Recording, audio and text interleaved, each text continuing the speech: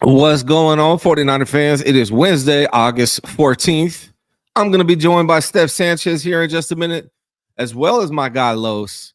We got a BA update from the GOAT. We're going to be talking about all of that and more. Give me 17 seconds. I'll be right back with Steph Sanchez. Back to throw Montana. Steps up, throws.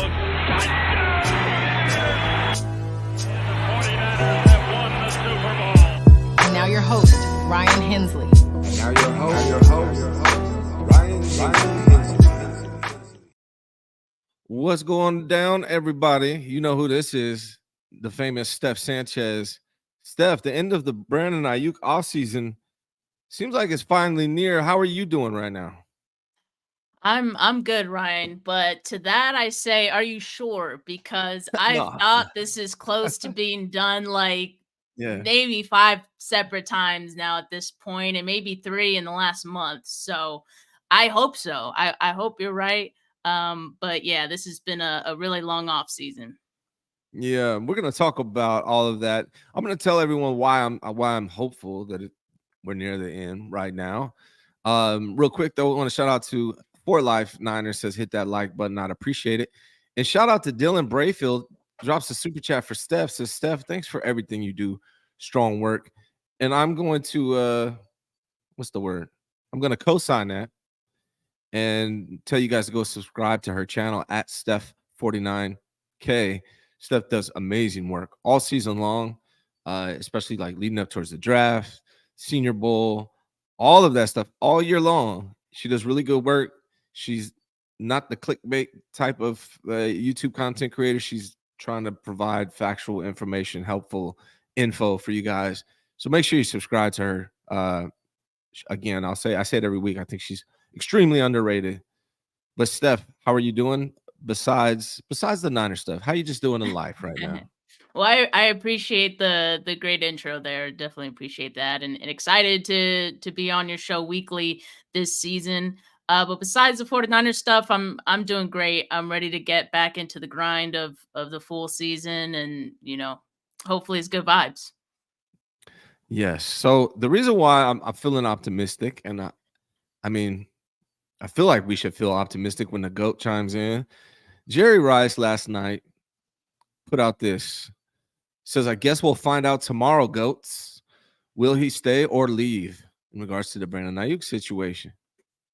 I would be a little disappointed, to be honest with you, if Jerry Rice put this out and we didn't find out today. How would you feel if Jerry Rice put this out and we didn't hear anything today? How would you feel about that? Again, I've been disappointed several times now in these negotiations because it's felt close, and there's been so many days where I'm like, this is going to be the day that we find out, and then nothing happens. So yeah, I'm going to be pretty disappointed, especially coming from Jerry Rice. Like, this has to mean something, right? I don't know how much he knows, but it kind of seems like to this point, it's kind of been in Brandon Aiyuk's court. Of course, like, the 49ers have put it out there that there's an offer on the table for Brandon Aiyuk, and it's pretty much on him to decide whether or not he wants to take it. And so I don't know. Is this the day that he actually makes that decision? I guess we'll see. It seems like Jerry Rice seems to know something about that. Yeah, I would be surprised if Jerry Rice is like the ultimate 49er. I was thinking about that today. Mm. Like, out of every 49er in the history of the 49ers, nobody's stuck around so tightly with the organization. I mean, Steve does his thing. Joe, not so much, really.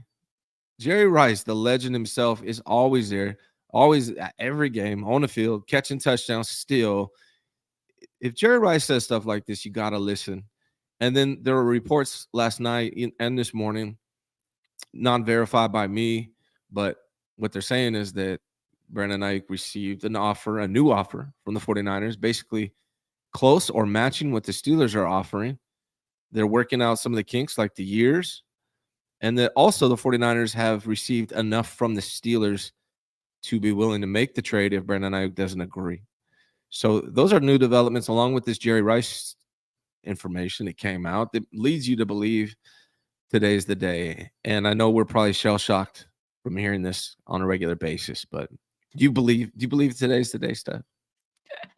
I hope so, man. I really do. I mean, middle of the week, Wednesday, like it would be kind of cool to get it done now, I guess, and then we can have like our mini news cycle before the weekend and before the next preseason game. I think they want to like maybe milk it a little bit uh and say, "Hey, everyone, we did get it done. We're not losers in this negotiation after all." Yeah. And I can't wait for some. I'll leave Steph out of this. Is my opinion, not Steph. She's not attached to my thoughts, but I can't wait for some people to come out and say this was the plan all along, and never should have panicked in the first place. No, it's coming. It's coming for sure. Coming. Yeah, I don't know what's going to happen at this point. I'm hopeful based on I don't if I think if Jerry Rice knows something, assuming he does, and I would imagine he knows a whole lot more than me. That's for sure. Um, if he does, I would also assume he doesn't put that out if Brandon Aiyuk's getting traded. He's not going to fire up the fan base and then the next day it's announced that Brandon Aiyuk's getting traded. So it leads me to believe that we are, at least for the time being, and this has changed multiple times throughout this offseason where it looks like it's close to being done, then it's not. And then now it's going to be traded and back and forth. But as of right now, based on everything we're hearing, it sounds like to me that that's the direction they're headed in and that they're very close and we could hear something as soon as today. And I hope that is the case. But what I wanted to talk to you about, because we really don't know, right? We have to wait and see, and it's changed a million times. But I want to get your opinion on two things. First, what does a BA extension really mean for the 49ers in depth? Like, what does it mean? Like, there's a bunch of things dependent on this. So what does it mean for the 49ers? And then I'm going to ask you, when we're done with that, what a trade would mean. But first of all, let's assume the bright side is true and that Brandon Aiyuk's going to sign an extension sometime soon. What does that actually mean for the 49ers? Well, I think getting an extension done means that you have your true X receiver, you have your true number one receiver, a true separator for your offense that you can rely on for the next few years. You have to remember too, he hasn't had a lot of injuries, if any at all, like throughout his career in the NFL. I'm gonna knock on some wood here, but it's like that's also valuable. And so that's what you would be getting with Brandon Aiyuk. And you're also keeping Brock Purdy's favorite target. I mean, and a big playmaker at that. So I think it would be really valuable to this team. We've seen without him there. And if you just have Debo and Juwan Jennings, who I both like, I mean, I think all 49er fans do like those guys respectively. I think they aren't true X receivers, they aren't separators, and then you're gonna be left with the likes of Chris Conley, he's good, like he's cool as a backup X receiver. I don't know if I'd want him starting. And then there's question marks beyond that, right? Like Ricky Pearsall, like he's looked great when he's been healthy and when we've seen him practice, but so far he's been bit by the injury bug a little bit with his time with the 49ers, his rookie season. So you can't really, put all your eggs in that basket either. Jacob Cowan has also dealt with some injuries. So there's just a lot of uncertainty. And so to trade away Brandon Aiyuk, you're basically saying you're okay with having that uncertainty. And also, I don't know what the 49ers would be getting back in return from the Steelers. I know that the talk was that the 49ers have agreed to the terms of a deal with the Steelers, but I don't know if I even buy that.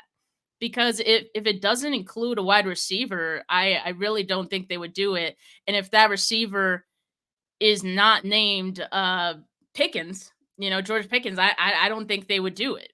And even then, maybe they don't feel as moved to do it. So I think the best course of action here for the 49ers is to get this done. I think deep down they know that. And that's why I'm like, I don't know why it's taken so long and why all this back and forth and getting all these teams involved and all that. If anything, getting other teams involved, I think has helped Brandon Aiyuk because it showed that other teams are interested. They set a price for Brandon Aiyuk, right? They pretty much told the 49ers or told Brandon Aiyuk, this is what we're willing to pay Brandon Aiyuk. And so it gave the 49ers a better idea. Oh, okay, maybe what we're offering is below that. And so now the 49ers kind of have to put up and shut up and match that, which they could have done like this entire time because we have like the slew of receivers that have gotten extensions in this offseason. Like the market for wide receivers is pretty clear. So Yeah. I just think like this could have gotten done way sooner. Again, like you said, I know there's going to be people once this does get done this is what the 49ers do every time. It works every time. They always get their deals done. But like it doesn't have to be like this. And to just normalize it, I think is encouraging this ridiculous like negotiation tactic or behavior from the 49ers that we've seen. And I just hope that it isn't normalized, and I hope we don't see this again with like Brock Purdy like next offseason. Yeah, even if an extension happens, it was very close to not happening. I think people need to understand that. Like if Brandon Aiyuk would have agreed to go to Cleveland, he'd probably be in Cleveland right now because the deal they were offering him was pretty substantial, and even 49er fans probably wouldn't have been mad about that one. But let me ask you the most important thing. You talked about all the really good things too, but I think for some reason we were talking about vibes last week or the week before when you were on. But what would the BA sign and do for the vibes, Steph, in the 49ers locker room? I don't know about the locker room, right? I mean, I think it would give a bit of a boost, to anyone who's close to Brandon Aiyuk, Debo and those guys. But I saw a tweet from Shane Stern on Twitter, right? And he's kind of plugged up with the Niners, it seems. And so he kind of said like the players don't really care as much as the fans do. And I think like there's probably some truth in that. And by saying don't care, it's not like they don't care whether something happens. It's just like it doesn't affect them in any way and how they play the game. They're still gonna come into work and and do their job, So I think it would give a boost, but I think they're just there to play football and they're going to continue to do that, whether or not a deal gets done or not, like they have been. But I, as a fan, like from my perspective, and I'm sure from everyone else's perspective as well, like it just feels like this is a cloud hanging over the head of the 49ers season that hasn't even started yet, right? Same with the Trent Williams thing, just because like, how important they both are to this offense. And so to get those done, I think it would provide a bit of a boost. Yeah, and real quick, Larry, love the new guest. Seems very knowledgeable. What's funny is Steph is not that new. She was one of the first people that was doing live streams with me back in the day. So we've been doing this for a minute. Season. Yeah. Yeah, my first season doing this. So yeah, Steph's great, very knowledgeable. Yeah, I mean, what about one player specifically? I tweeted this out. I don't know what you think about it. Feel free to disagree. But for me, where Trent Williams is at in his career, obviously, he's gonna get what's due to him from a money standpoint. Because that's just what you do when you're at this level that Trent Williams is at. But like if Brandon Aiyuk was traded away and they didn't get anything substantial back for him, and Trent Williams is over there in Texas, I think he has a new baby on the way, and he's sitting there retired, or sitting there contemplating retirement with his new baby. He's got plenty of money. Does getting Brandon Aiyuk and therefore increasing your odds of winning the Super Bowl, in my opinion, and maybe in Trent's, does that motivate Trent at all? Because I think the Niners are going to pay Trent regardless.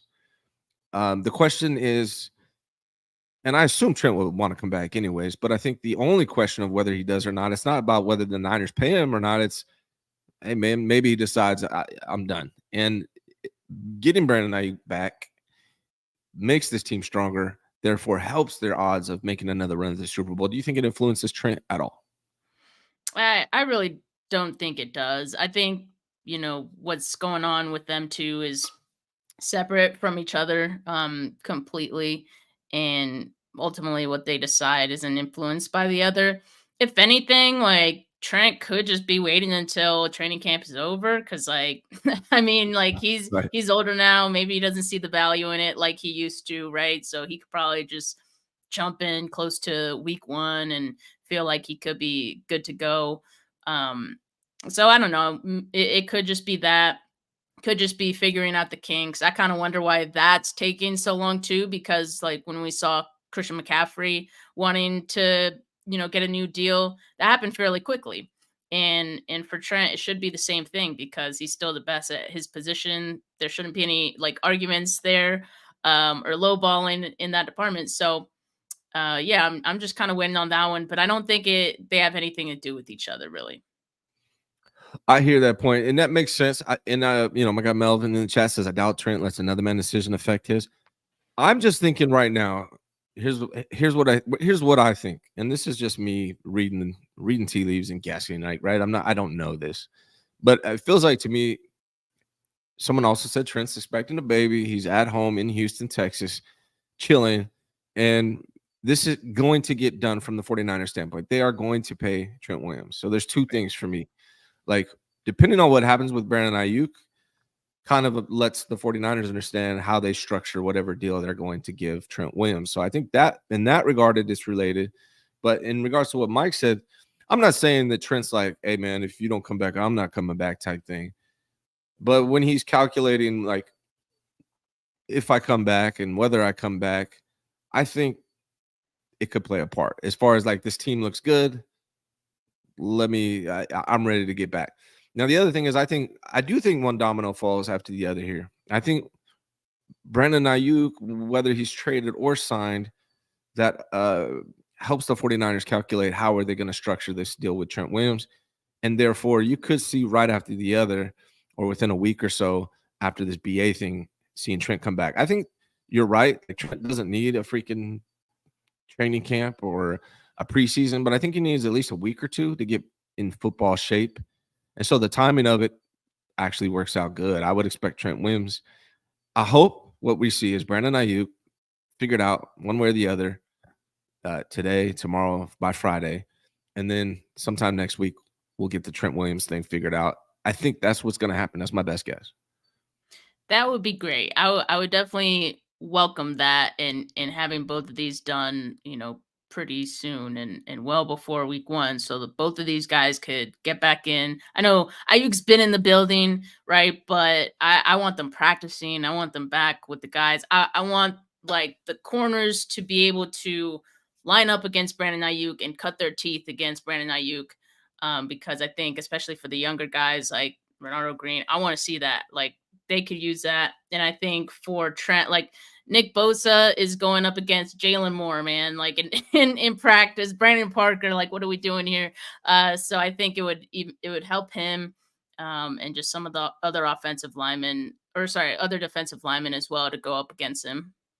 Yeah. I want to address this comment real quick. Nick Ellert says he's frustrated. Nick says, I was going to enjoy a Steph morning, but not with people who make up stuff for clicks or talk down to people. Hensley said Brock was a bad quarterback and could never take this team to the Super Bowl. So I never said Brock was a bad quarterback. I would challenge you to show me where I said that. And I never said he couldn't lead the 49ers to a Super Bowl. So show me those two things. And when we're going to talk about making up stuff for clicks, you just made up two things, but I clicked it for you. So show me those two things, brother. Never said those two things. Let's quote me accurately. Now, Steph, if Brandon Aiyuk is traded, I mean, I guess it's the opposite of everything we just said, but is there anything else that could come as a result if Brandon Aiyuk is traded by the 49ers and not extended? I mean, it better come with a wide receiver in a first round pick. Like I said, like, I think that's the only way that the 49ers would do it, even, early during the draft. Like, they would have wanted a first. I think they didn't get offered one. So now at this point, I don't think anyone really wants to offer one, but the 49ers still want one. So I don't think it's going to get done. And so, yeah, I mean, they just gotta work it out. So we'll see what happens. Yes. What do you know about the guy Nick Williams that the 49ers signed yesterday? Chargers defensive tackle. Do you know anything about him? So I actually don't know a ton about him. He's a defensive tackle formerly with the Chargers, and so he does have experience with Brandon Staley and all that. So that could be good, right? And obviously the 49ers having lost Kalia Davis, that sucked because he actually looked great in the preseason game. They need more depth at defensive tackle. So they needed to bring someone in. And so this move pretty much is that. We'll see if he makes it to the 53 man or anything like that. He probably has an uphill climb to make that, but they need bodies right now. It's still the preseason. You need some depth guys. So he's going to be that. And because he's familiar with the Brandon Staley system, not that the 49ers are running that to a T, but he can help bring them along, I'm sure. Yeah, what I've heard about this guy was he's 12-year veteran. This is his 13th season. He's played under Brandon Staley in San Diego as well as Chicago, and that he's a very high character dude. He's also a load, big ass dude. So hopefully he can assist. Unit. Yeah, dude is huge. So hopefully he can assist with stopping the run now that what's his name? The guy that just got hurt. Damn it. Kalia Davis. Thank you. Now that Kalia Davis is injured, which is very unfortunate because he looked really good in that last game. Now that he's injured, hopefully he can step up and play a part there. Jesse from Last Second Sports wants to know if we can get a 30-30 on the regime in 10 years. I hope so, man, because there's all kinds of stuff that is going on in the background that we don't even know about. So I would love to find that out. Jimmy Garoppolo would want to be part of that one. Oh, yeah. Yeah, Jimmy. He always got something to say. Be a lot of juice coming from Jimmy. He does. He's been saying a lot. I think recently, what did he say? He said like he's able to be himself. He's able to be himself, which he wasn't able to do on his previous teams. Kent, how much will the situation with BA, no matter the outcome, negatively affect Niners' ability to get free agent contract negotiations going forward? I don't think it will do much, to be real. I don't think it will. What do you think? I mean, I don't think it's specific to the Brandon Aiyuk situation, but I think every player at this point kind of knows how the 49ers operate with their negotiations and how long it takes and how they try to lowball you first and things get really tense. I'm sure they say some things that, obviously players take personal because they try to show you all the reasons why you don't deserve to get paid what you're asking for. Some players that will rub the wrong way. So now, I think some players kind of know what to expect. Some still seem a little surprised by it. I feel like Brandon Aiyuk was a little surprised by it and taken aback. Now, what I think could happen is that you might see players play hardball the same way that Brandon Aiyuk has. I mean, you could argue that it's worked for him, that he didn't have any leverage compared to the 49ers, but he's been able to milk whatever leverage he could get for, whatever it's worth right now. And I mean, the fact that it's lasted this long and he's stood 10 toes on his stance and being patient, right? He's not panicking and going into, agreeing to something just because he feels like he needs to. I don't know. We could see other players do that as well. And I don't know. He could be setting the precedent for other players to do something similar in future negotiations. Yeah, I mean, when his question, will it negatively affect the ability to get free agents? I would say no, but contract negotiations, yeah. Yes, yeah, I think that part. I mean, you gotta realize, you gotta think a lot of these guys are feeling the same way. Now, there's a different relationship, I guess, is the right answer with these guys. But I do want to answer my guy Josh Cullivan. Shout out to my guy Josh. Played football together back in the day in high school, known him forever. But he says, at this point, do we want him on the roster? Seems like the cons outweigh the pros. Yes, Josh, we absolutely want him on the roster. Here's the thing. The cons that you're talking about with Brandon Aiyuk have nothing to do with his ability to play football. And we've seen that, right? This is just off-season BS that really doesn't affect the outcome of the game. And the outcome that BA brings to the game, yeah, we want that. We want him back for sure. Did we do this one already? Steph, yes, we did. My guy, Brother Boss says, morning, Ryan OG, Chat and Baby Bosa. is greater than stats. Stats is our Oh, guy come too. on. Stats, Stats is our guy too. that's my boy, man. Yeah, and I did think it was funny though. Stats was gonna come on last week. I was gonna ask him about not taking the shoes off in the house because as soon as I come in the house, the shoes come off, the pants come off. Like I've got like boxers and a t-shirt. So I do want to talk to. I got questions for Stats in regards to the shoes on. Rob keeps his shoes Yeah. on in the house. He keeps his shoes on in the house. Levin exposed him there. That's Yeah, diabolical. that's nuts, right? Like I want to talk to. That's crazy. I want to talk to him about this. Jesse says, for those of you asking for the channel name, it's Steph49K. Go sub. Yes. Thank you. And it's right here. I took it off, but I forgot to put it back on. Right there. Boom. Go sub to her. Because of this tumultuous offseason, I've been talking a lot about, it can vary into the negative, right? If we're being honest, there's some negative around this situation, but I want to spin it because I don't like being negative constantly. Give me your top 3 reasons the 49er fans should be positive about the 49ers this season. And I will throw out a caveat, or I'll throw this out there, disclosure. Whenever Steph comes on my show, or most of my guests, they get no preparation for this.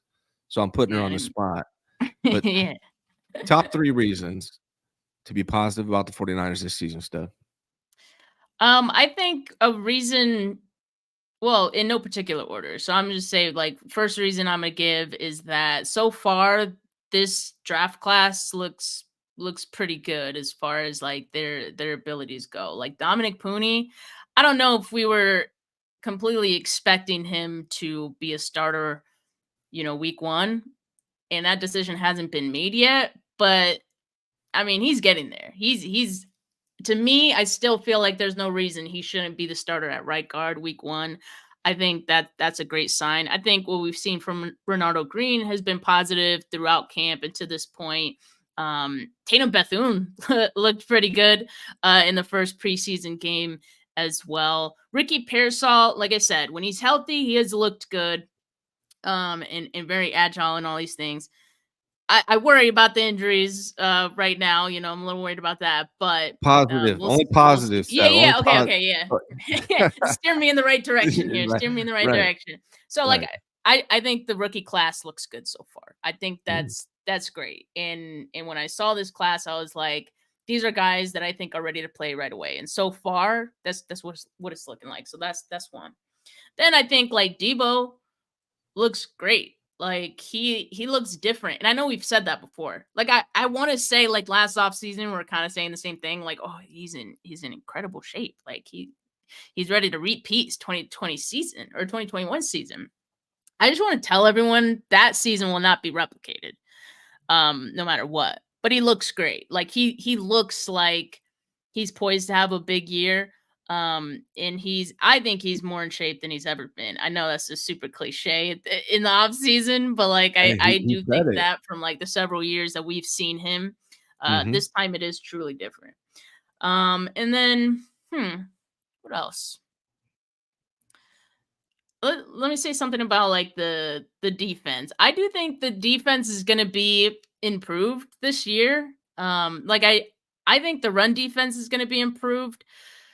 I think they have run stuffers as far as the guys they've picked up this offseason at the interior. Like I like Jordan Elliott a lot. I think he's going to be big for that. The tackles could use some work, but I think that'll get worked out. So bringing it back positive. I do think the defense is going to be better. I think the secondary is going to be awesome. I think it could be one of the top in the league. Really, you're not going to have Ambry Thomas touching the field at any point this year, obviously because of the broken forearm, but also just because I think we know he wasn't going to be starting at any point or be the third or even the fourth corner this year. So I think they did a great job shoring up the cornerback room, and they got some solid players. You went to a lot of training camps. Everyone or just a lot of them, right? I missed 2 practices. Okay. So you've been to a lot of them. Is there a player that stood out to you in the preseason game that you didn't see? Like was there a player in the game that did better than you anticipated? I thought about this one, right? For the most part, I didn't have a lot of surprises. But from someone who maybe like Kalia Davis didn't like he it didn't buzz a lot during training camp. You know, you kind of wondered like where is Kalia Davis kind of like in most cases, but in that preseason game, like he showed out. Like he was in the backfield a lot. He had the tackle for loss. He almost had another one as well. And so he's definitely one that surprised me for his performance. I think he would have had a pretty solid year based on that. But yeah, that's probably the What only about the one. Other than opposite that, way? there were What about the opposite what? way? Did anyone do worse than you thought they were going to do? I don't know about worse. Because like I said, I think most of it was like what I've kind of seen in camp. Mhm. I think like D Winters, you see the potential, like he's really fast. But you know, he was missing some tackles and just taking bad angles and things like that. So I wouldn't say that was super surprising, but he did have a good camp. So, but he can improve on those things. I'm not too worried about him. Good. Well, Steph 49K deserves your subscription. Hit her up on Steph 49K on YouTube. Steph, I always enjoy having you on the show. I'm glad we were able to do it. I know you've been busy the last couple of weeks at training camp, but I'm looking forward to doing every Wednesday morning with you this whole season. So thank you very much. Yes, sir. Thanks for having me, man. Thanks everyone in the live chat that showed love. Appreciate you guys. Peace. All right, I'm running this commercial. I'll be right back with Los in 17 seconds. Hensley Real Estate and Mortgage has been serving all of California since 2009. I would love to help you and your family. Whether you're buying, selling, financing, or refinancing, please reach out. I'd love to help. Visit RyanGHensley.com for more information. All right, what's up? We got Los in the building. Great job by Steph, and now we got my man Los. How you doing, brother? Fam, what's good? How you doing? Good, man. How are you? How's everything going? Oh, a couple fires broke out like 15 minutes before I come on here and had to take care of it. I'm like, damn, not now, man. Come on. Hell, can you wait 30, 45 minutes? So all good. Took care of it. I see you got the chain on, man. That's a pretty thick little chain you got there, brother. You're stunting on us right now. Trying to match up to your level, man. No, you're pulling it off. You're pulling it off, man. You saw the tweet from, or I don't know if it was a tweet, Instagram post from Jerry Rice, I'm sure, right? Oh yeah, no doubt. He knows, he knows something probably. I wouldn't think that he would put that information out there without knowing something. His reputation is a little bit on the line. So I'm expecting something to go down today. Lord knows we need it. I mean, how many Brandon Aiyuk photos and thumbnails are you're running out of stuff and material to be putting out every day? Yeah, I'm running out of photos to pop on here for sure, man. Yeah. I'm hopeful this is done soon. I would be surprised, like I was telling Steph, I'd be very surprised if Jerry Rice, of all people, puts something up like this without actually knowing something. And I'd also, not only that, I'd be surprised if he posted that if it was negative news, right? Like, damn, Jerry, Right. you just tormented the whole fan base that loves you, brother. I don't think he would do that. So it does sound like they're close. Multiple reports sound like they're agreed on the per year number, which sounds to be around 28 per year. Some people are saying they're off 1 year of the contract length. Brandon Aiyuk wants 4. Niners only want to give him 3, which actually surprised me if that's accurate and true. Because if I'm a player in just not even in my prime yet, I'm taking a 3-year contract because I can ball out for the next 3 years and get another bigger bag, because by then salary cap's going to be through the roof. So I was a little surprised to find out that that's the separation, and maybe that longer length has more to do with the guaranteed money and not necessarily the length. But to me, if I'm Brandon Aiyuk, I'm taking a 3-year deal because I want another chance to go earn a bigger bag. I don't know. Right. Yeah, I'm thinking that is the thing that's holding it up as well. I mean, with football players, guaranteed money is gold, because like they can be cut later on if they don't produce, if the cap is being compromised. So definitely, I think the guaranteed money might be the last thing that's kind of like needing to be negotiated. I think the consensus is he's going to sign, and I think everybody would be shocked if it comes out that he is in fact traded. that maybe that relationship has been strained too much. Like you announced through your source that there were explosive conversations, and I'm hearing more and more that it was between Shanahan and Aiyuk.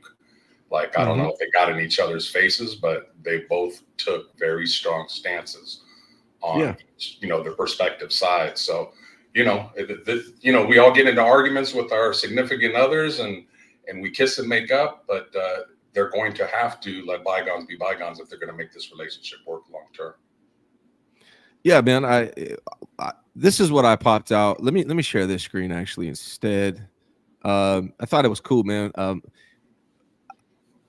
love Bonte and Joe Shasky. They're a morning show though, so watch them when you're not watching this show. But they are my guys. Bonte's been one of the coolest people out, and I released a video last week. I think it was Friday with Wayne, and I laid out everything I've told everybody, and I told you guys like immediately after, someone else reports it, and that's what happened, right? I told you guys on Friday about Brandon Aiyuk and Kyle Shanahan's relationship, and then now Mayoko, Silver, etc. are doing the same Maybe thing. there's a real disconnect between Kyle Shanahan and Brandon Aiyuk, and people are reporting it. Ryan Hensley.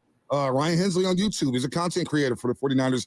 Was telling me weeks ago that there was a shouting match between Shanahan and Aiyuk. Now, it hasn't been confirmed, but now all of a sudden you start getting tea leaves from the Mayokos of the world. And everybody else saying, yeah, there's been disagreements between Shanahan and Aiyuk. So something's there. I think we haven't dove into it. Maybe. So this guy, my guy Bonte, this morning, and I appreciate him giving me a shout out because, like guys like me get ignored a little bit when people report things I've already talked about. But yeah, it was a little funky, and I think that's part of the reason why it wasn't so cut and dry between these guys, and that's part of the reason why Brandon Aiyuk absolutely would have loved to play in Pittsburgh. I think people don't understand that. Like, it's easier for Brandon Aiyuk to stay where he's at. He did buy a house, is my understanding, here in California. He's from, I think Johnny said, he's not from Rockland. I think a lot of people think this. He's actually from Nevada, but he did play at Sierra College in Rockland for a couple years before he went to Arizona. So he's not from Rockland. I believe he's from Reno. But my understanding is he bought a house here right before this negotiation started in California. So, well, it's a lot easier. If he does move to Pittsburgh, then he needs to call my man Ryan Hensley and list that property.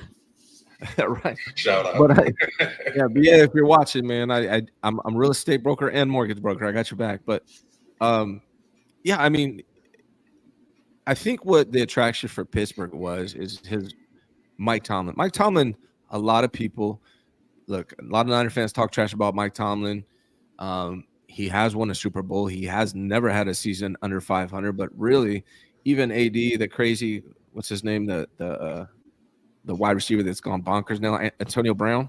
Yeah. I believe that's the guy. Yeah, Antonio Brown. He's a little cuckoo for Cocoa Puffs now, but he was talking about how great, like a father figure, Mike Tomlin is. Mike Tomlin is a player's coach. Like, a lot of people love playing for Mike Tomlin. And even though fans from the outside see teams that, just about 500 barely make it to the playoffs, what players see is a coach they want to play for. And so Brandon Aiyuk absolutely would have gone to Pittsburgh and still might. It's not done yet. Until it's final, I'm not going to rule it out. It still might happen, but it sounds like the Niners upped their offer, and it's much easier for Brandon Aiyuk to stay put and play on this team, which he knows is good. That's a little interesting to me because so you want to go to Pittsburgh, whose quarterback situation is, whose team situation is, and you don't want to go to Cleveland. To me, Cleveland's a better team. And I know Deshaun Watson has not played well the last couple of years, but he has done it at a very high level before, whereas Russell Wilson is kind of past his prime. Justin Fields doesn't look too good. So that to me is a little interesting that he would be okay and sign off on going to Pittsburgh, but not Cleveland. Because Cleveland, if that report is true, I'd have taken that all day. Amari Cooper, a second and a fifth, all day I would have taken that. Well, let me ask you this. Have you ever been to Cleveland? That shit sucks. No offense to anyone from Cleveland, but I've been there, and I would not. You'd have to pay me even more than the Browns were offering to go to fucking Cleveland. Excuse my language, but Cleveland is. Yeah, that factors in. Yeah, and his fiance, or I don't know if he's married or not. Probably is like canceling that. I Definitely. don't mean So to disrespect people. That's a from valid Cleveland. point. That's a valid I'm sorry, but even I don't even think people from Cleveland think Cleveland is nice, and Pittsburgh is actually a very nice town. And I think here's the thing though, like you talked about, Pittsburgh being kind of like this, and I get it, you're not wrong. But they did what did they finish last year? Over 500 again, or 9-8, I think, right? Last year again. Yeah. And now they upgraded their quarterback. And people can say what they want about Russell Wilson. I'm not sure I'm going to judge Russell Wilson based on Denver, his time in Denver. And they got Justin Fields back there. They drafted a whole great offensive line. I mean, Russell Wilson is a Super Bowl winning quarterback who kicks the Niners' ass. Yeah, no doubt. Maybe he's complete toast. We'll see. Yet to be determined. But I don't think Cleveland's a bad situation. I think the main attraction is Mike Tomlin, man. He finds a way to at least be competitive every year, and maybe BA is what sets him over the top. But hopefully this is all a moot point. Yeah. And Aiyuk stays here with the 49ers. And the thing about it quickly is, they're just going to go from fixing one drama to now going to another drama and getting Trent into camp. I think personally, Trent just doesn't want to deal with training camp. He knows what he needs to do, and he just wants to take the time off. He'll sign maybe 3-4 days before the season starts. But that's dangerous too, because Bosa and Debo both have set precedent where they didn't sign very early. They kind of held out, and they didn't have their best season because being in shape and being in football shape are two different things. So I know Trent Williams thinks I can just get out of bed, go in there. The Jets are no joke week one. That's a very, very physical defensive line. And let's face it, Trent didn't have his best game and last time we saw him in the Super Bowl. So that's a little dangerous. I would like to get him taken care of at least with a week of practice before week one starts. Yeah, man, I'm hopeful it gets done today or tomorrow. I mean, I'm trusting the GOAT, Jerry Rice, to come through on his Instagram post or whatever it was. I would be disappointed if Jerry Rice put out that information and nothing happens. Come on. I'm counting on Jerry to be accurate here. Brother Bob says, Los, my brother, damn, what a hot show today. Yes, sir. Brother Bob. Not even today, man. Every Wednesday, we're going to have Steph and Los every single Wednesday. Just real quick while it's on my mind, usually on Thursdays, we'll have Johnny Dells, and he's going to give me his top 3 plays of the week. But my son is moving into college tomorrow, so no show tomorrow. But I'll be back Friday with Wayne Breezy. So make sure you guys tap in. Los, I haven't talked to you at all about the game on Saturday that they had. Who jumped out the most to you in that game? Who are you excited about after watching the first preseason game? Mustafa. Loved him from the very get-go. I've always loved physical defensive players, going back to growing up, seeing Lott and Carlton Williamson in that secondary just bring it. The rules have changed now, so you can't hit guys too hard or you get the flag and penalty. But he brings a physicality from the safety position along with Hufanga that I just think is going to translate well. The thing I'm probably most excited about the team is the secondary. It's deep, it's young. They got a lot of playmakers there. So Mustafa just completely stands out above all. I've always loved Jordan Mason. I've felt like many that he has just not been given the opportunity to shine. Hopefully he will be entrenched as the number 2 running back. No questions asked, above Mitchell. And he gets a shot to take the workload off of McCaffrey all year long. It's a long season. Niners have played a lot of games in the last 5 years. It may be catching up to him, may not. We shall see. So Mason and Mustafa jumped out for me big time. Yeah, Mason is looking as good as most of us already saw in him, and he's looking even better this year. I heard where he's improved the most from a lot of people that are at training camp is that it's in the passing game, right, with his hands. And we didn't even get to really see that part yet. We just are impressed with his running game and how he looked in that regard. Mason is a big deal, especially, Christian McCaffrey nursing that calf injury. I'm sure if there's a game today, he'd be playing. I think he even said so much. But I'm hoping it's more of a 1-2 punch, where Mason's getting 25% of the touches. That would be great. For me also, obviously, Kalia Davis jumped out. So unfortunate that he was injured because I was really hyped on Kalia Davis after that game. Didn't expect that. Didn't see that coming. One guy that disappointed a bit because of, I mean, let me Schrader. clarify. Schrader, just because of what we heard coming out of training camp. This year, I didn't go to training camp, so I couldn't give you my own point. But everyone that was going, it's like how great Cody Schrader looked, and then he came out there. He looked better on the kick return than Trent Taylor by far, which is good, but also not saying much. But from a running back standpoint, didn't impress like I was hoping based on what everyone was saying about him.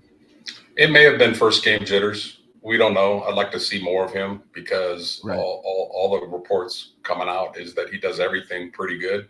Nothing great, but he's just a solid, fundamental, good running back, smart running back. Picks up, Kyle's calculus type of offense pretty well. So let's see him, in this next game against the Saints and then the last preseason game, because that's going to be a big decision.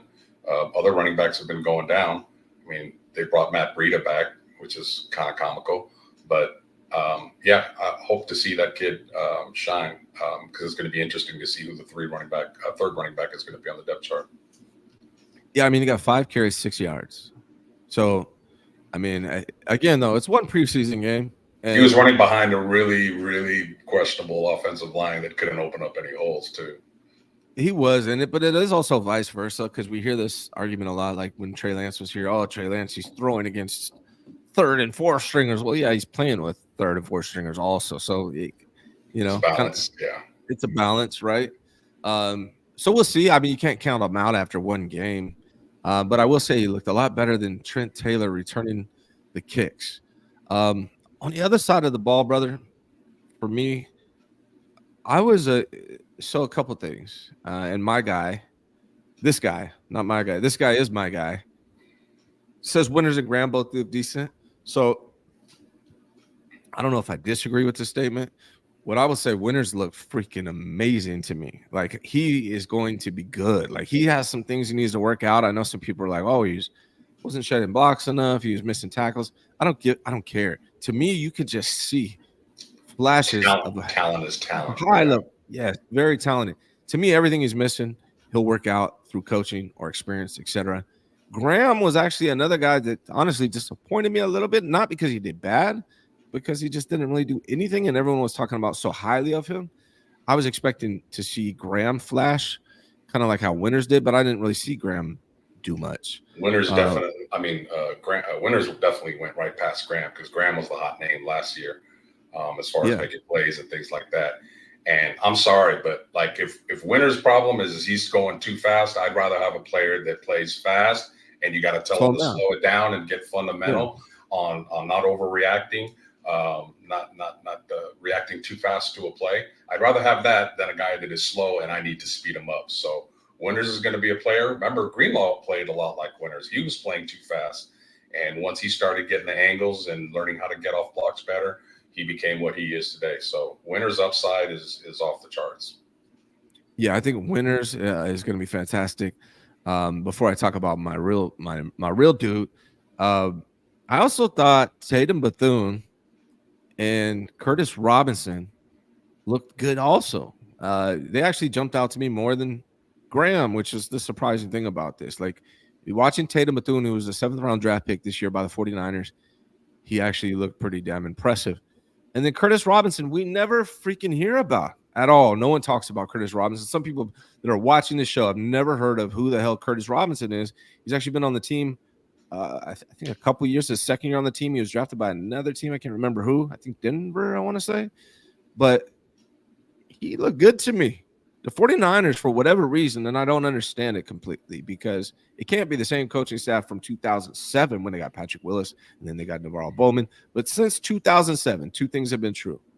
Since 2007, the 49ers linebackers and their left tackle have been as good as you can get, right? You had Patrick Willis, Navarro Bowman, and all the way through now, Fred Warner, Dre Greenlaw, and all these young dudes. And then left tackle, you had Joe Staley and now Trent Williams. So those two positions, linebacker, I never talk about. There's no need to. They're excellent at finding and developing linebackers for whatever reason, as well as left tackle.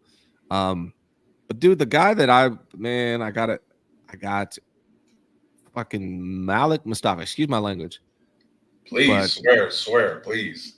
You got to Dude, that's the accentuate guy. it. I wanted him before the draft. He's in all my mock drafts. When we drafted him, I told everyone he's my favorite player in this draft. And damn it if he didn't make me look smart as hell in this last preseason game, which I very much appreciate. Shout out to Malik Mustafa and his mom, who follows me on Twitter, by the way. Shout out to Malik and his mom. Nice. Man, I'm hyped. To me, when I see Winners and Malik Mustafa, those are two young, speedy, hard-hitting football players that 49er fans should be happy about for years to come. I swear, man, me and you are the same cloth in that we love the draft and we do all this studying, we do all this preparation, we read books, we look at videos, we find our players that we like, and the Niners don't draft them, pass them right up. I mean, in the last 10 years, I think the only guys the Niners actually picked that I loved was Debo and Mustafa. That's it. I mean, every other guy's like, here we go. Damn. Yeah, it always works out. I'll give you an example. Like when they traded Buckner, the mistake they made was they wanted to replace Buckner with an unproven product in Kinlaw. The best player on the board was Tristan Wirfs. By far, he was a stud offensive lineman. And if they had taken him and prepared, then they would have more leverage than Trent Williams now. It's like, oh, you want to go ahead and hold out? We got Tristan Wirfs. He's 26. He's going to be the tackle here for the next 8 to 10 years. So I think the Niners have missed on some opportunities to get some guys in here that could be replacements for some of the older players that may or may not be holding out or holding the team leverage, which is what's happening right now. Yeah, man. So Malik. So out of the draft picks, right? Pooney. I forgot to talk about Pooney. Pooney looked really good, and I'm very. Yeah. As a guy that's been like constantly like, we need more linemen. I'm thrilled that they got Pooney because that seems like an upgrade over Burford early. Like we'll see how it plays out, but it does seem like it right now. Assuming Trent comes back, Ryan, we got 3 spots pretty solid: left tackle, left guard, right guard. If Pooney keeps evolving, what do you see happening at center? Because Brendel's banged up, and I didn't see Nick Sakel coming out of nowhere to play center. Maybe they just want to get a good look at him. They got the kid from Michigan who I like, Drake Nugent. So center's going to be very interesting. It seems like they're locked into McKivitz no matter what. So that is what it is. But I think center is going to be very key because we talk about it all the time. You can bring Aiyuk back, great. You have your playmakers. But if you have an offensive line that only has 3 legit players, you can get away with beating average teams with a scheme. You're going to struggle against teams that have good defenses. And the Jets week 1 has a physical front 7. So I'm hoping that center and at least center can be, solidified. And they pick a guy and make a commitment to a guy that's really going to give them the best chance to have a good line. I'm 99.99% sure it's just going to be Jake Brendel out there. Yeah, I know he's a little banged up, but I think it's just knee irritation, I believe, is it's not a real medical term, but that's the status for him. So I would be surprised if it's not Jake Brendel out there week 1. Feliciano also going through knee issues right now. So I don't expect it to be him. Nick Sakel surprised me as far as not like the way he played, but how high he was on the depth chart. Yeah, I didn't expect him to be up there. I think that's the one position where you can have Nick Sakel because he kind of is known to have like shorter arms. And so center is a place where you can get by with that. So we'll see. Maybe Nick Sakel will emerge. I always like the surprise emergence. But back to the rookies. What was I saying? Okay, so Pearsall, we don't know. We don't know. So people saw him at the training camp, said he looks good when he was healthy, but he's been unhealthy 3 times and is right now. So that's TBD. Concerns are valid, being that he's such a small guy and he's been hurt 3 times already. So we'll see what happens with Pearsall. He could emerge and be fantastic. But second-round draft pick, Renardo Green, I didn't really see much from him in that preseason game. He did make 2 solid tackles. It doesn't look like he's afraid to make tackles, which is great. for a 49ers corner. His coverage was good. So, you know, we didn't get to see a ton from him in either direction, but there was nothing bad that made me worry about him. So that's good. I hope to see more from Renardo Green. Hope he works out. And then Pooney obviously looked good. And then Malik Mustafa. So 2, 3, and 4, solid. 3 and 4 especially right now, solid. And then you got Cowing, another guy we haven't seen much from. I'm really hoping that either Pearsall or Cowing, one of those two dudes, emerges and becomes the punt returner for this team or the kick returner for this team, because I'm not impressed with Trent Taylor whatsoever. I don't understand their fascination with that guy. What was your thoughts on Trent Taylor returning kicks? Nothing at all. Nothing at all. I have no thoughts of him. I don't understand how the oldest team in the league brings in Matt Breida and Trent Taylor and Campbell, and they're bringing in because you know Shanahan's comfortable with vets that they're the safe conservative pick. Like, they're not going to make a mistake. Yes, they are going to make a mistake. Warren Burks in the Super Bowl made a lot of mistakes. He's a veteran. Sometimes you can be a veteran and you can maybe know the right plays, but if you don't have the talent, you don't have the speed, you don't have the playmaking abilities anymore because you're older, then you are going to hurt the team. So I don't understand the Trent Taylor pick whatsoever, along with some of these other guys that they brought in. I mean, maybe they're just camp pieces and they're not going to make the team. But if Trent Taylor makes this team, wow, I don't think that's a very good endorsement at all. They have missed on receivers lately. It remains to be seen. I was surprised they picked two small guys in Pearsall and Cowing, because to me, Purdy looks like he does really well with a bigger receiver like Jennings, because he works in that short area and the physicality that he can get off of a jam. They just went through a Super Bowl where they had problems when cornerbacks jammed them. So the first wide receiver you took is a guy who's known for having trouble getting off jams. So, you know, hopefully I'm wrong there. And but yeah, the Trent Taylor, don't get it at all, man, at all. He shouldn't make the team, if I'm being real. He should not. He's not offering anything. And that's the other thing. You drafted Ricky Pearsall. You drafted Jacob Cowling. They're both built like Taylor, but faster and younger and cheaper. Well, I don't know about cheaper, actually. That's not true when it comes to Pearsall, but faster and younger. You're not going to cut Pearsall. He's already going to be on the team no matter what, I would imagine. So what does Trent Taylor add besides being friends with George Kittle? I don't get it. You made a real good point that made me think, like, you don't get up there and do a press conference unless you're really considered strong to make the team. Like, if you're just there as a camp body, you don't ever get up there and talk to the media. So, man, I'm hoping that's not the case, but TBD. We'll see. I'm pretty sure he's going to make it. Another guy they did throw in front of the press conference, which was great to see because I think he's earned it, was Chris Conley.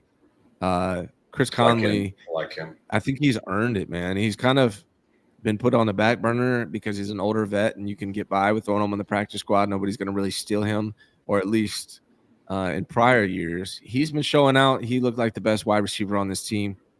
No matter what happens with Brandon Aiyuk, really, if you take roster politics out of it, Chris Conley deserves to make this team because we haven't seen anything from Danny Gray. Ronnie Bell makes every catch look difficult. Who am I missing? I mean, the one guy that looked good, can't think of his Darby. He hurt himself, so they replaced him with Darby and Owens. Owens get hurt. Owens is out, and they replaced him with Robbie Chosen. I think Robbie Chosen is better than Trent Taylor. We got Cobra Kai on the team, man. What's going on with that? So really, like, if Brandon Aiyuk signs, it should be Brandon Aiyuk, Deebo Samuel, Juwan Jennings, Ricky Pearsall. That's 4, because you know they're going to keep Ricky Pearsall because of his draft status, regardless. Yeah. And he probably deserves it. Jacob Cowling is like the curveball because we haven't seen anything from him. But I would imagine being a 5th-round draft pick, they would keep him. I would hope. And then Chris Conley makes 6. They can't keep Trent Taylor over Chris Conley or Chris Conley is the only guy, in my opinion, Ryan, that has a proven track record of running a post route. And if Purdy's going to take that next step and next level as a quarterback and throw a consistent deep ball, a post route, because, I mean, let's face it, the Niners offense is like 60 to 70% over the middle of the field, 10 to 20-yard routes.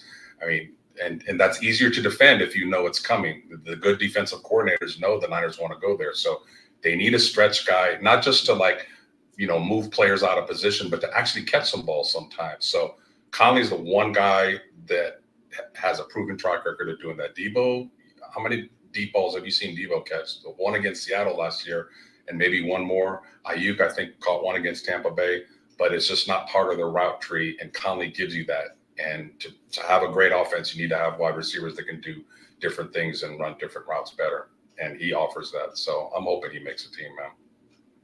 It'd be great if Danny Gray emerged because he offers something different from everybody with that top-notch speed. But I don't know. I haven't seen anything yet. I mean, he didn't play last weekend, so we'll see. But he's injured, banged up like everyone else on the Niners, man. All right, well, I want to get out of here on a positive note, Los. I'm going to ask you the same question I asked Steph Sanchez at the end of her interview.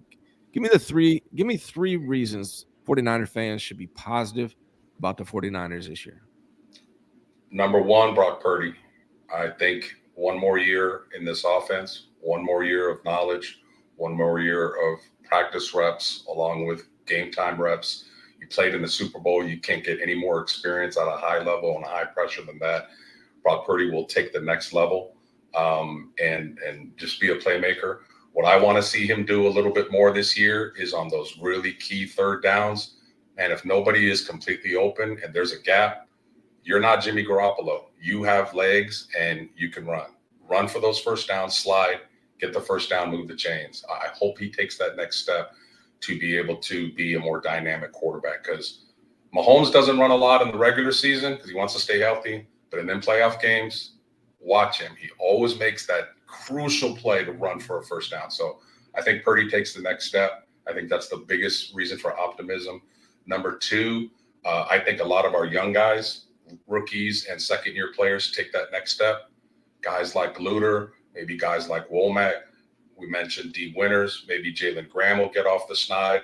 A lot of our young players are showing a lot of talent, and that's what, when you have a depth perspective, when your young guys take that next level and start really producing as professionals. Because, when they're a rookie, sometimes it's overwhelming. You got to learn, where am I going to live, how I practice, how to be a professional, et cetera, et cetera. So I really like the young guys on this team, the next generation of 49ers.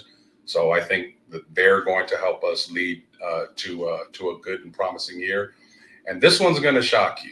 You might want to get your recorder out because people know how I feel about Kyle Shanahan. But I'm going to say, I'm going to go out on a limb here, positive, and I'm going to say Mr. Shanahan finally changes a few things that we always get on him about.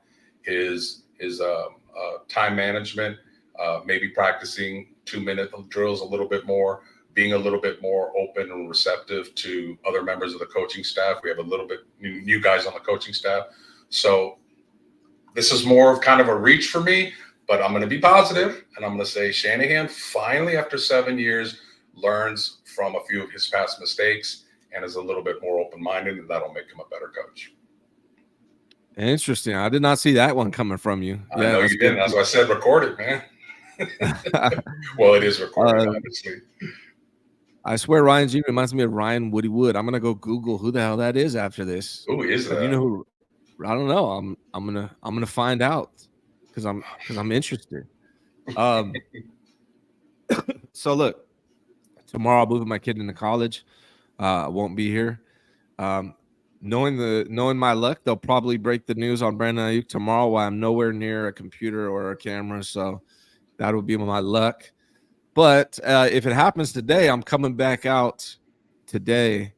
Bay Area rapper. I did hear of him, actually. Okay. But if Brandon Aiyuk news breaks, I'll come back on live. We'll talk about it today. If it's tomorrow, I'm asked out. But Friday, I'm going to be back with Wayne Breezy.